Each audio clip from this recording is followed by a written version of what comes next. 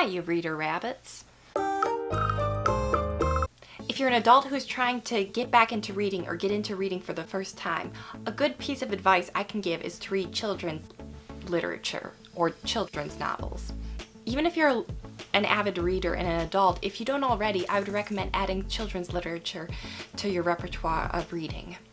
I think there can be several reasons why it can be positive to read children's literature as an adult. One is, especially for new readers, children's novels and book series tend to be relatively short. I mean, there are exceptions, but compared with most like books aimed at adults or even teenagers, that children's books tend to be relatively short.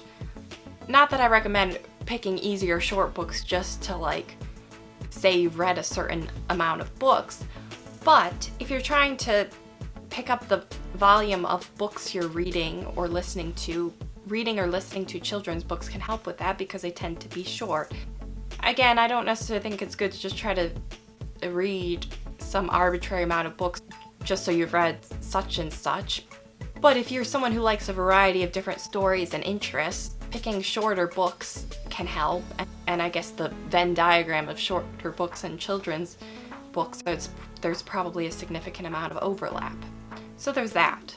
Another thing is you can go back to books you read as a child or listened to, and you can get to kind of relive that. And it can feel very like cozy and nostalgic. Like I've been re-listening to like a book series that I liked a lot when I was younger. It's a kind of obscure, so you probably wouldn't have heard of it, but it's just nice to hear that again. And it's also the narrator who reads it has just like a very like relaxing voice, and he's also read other books so it's just like a comforting kind of voice to listen to. He also narrates a book series that we often put on for our rabbits at night.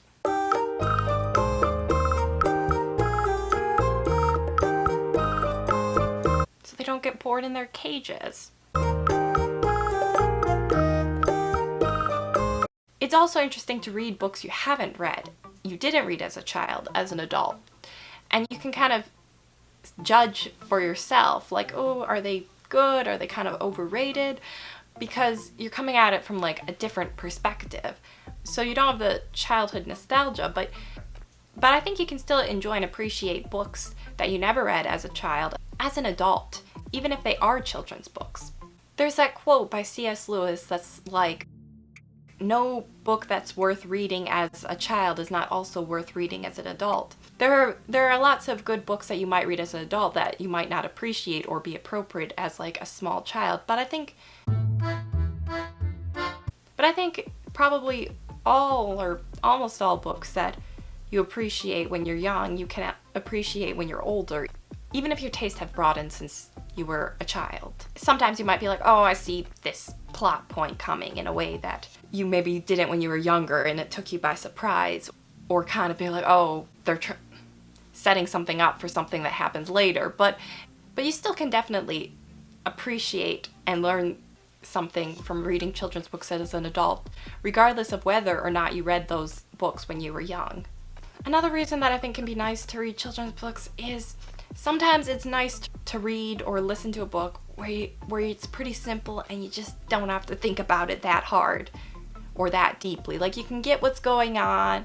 It's not super complicated. It's not like you have a bunch of complicated names or places or stuff where it's just pretty simple and straightforward. You can just enjoy the story, and yeah. Even though sometimes it can be nice to read more challenging or complicated books, there's something nice about a book where you just get what's going on. It's not like where you have to like slog through and barely understand what's happening, or just be like, well, we get to something happening if it's kind of slow points. Usually children's books tend to be relatively short, so you can just get through them. You can enjoy the story, but not have to overly spend too much time in it. Well, I think that's it for me for now. What's your favorite children's novel or children's book series? Leave it below in the comments. I'd be interested to hear it.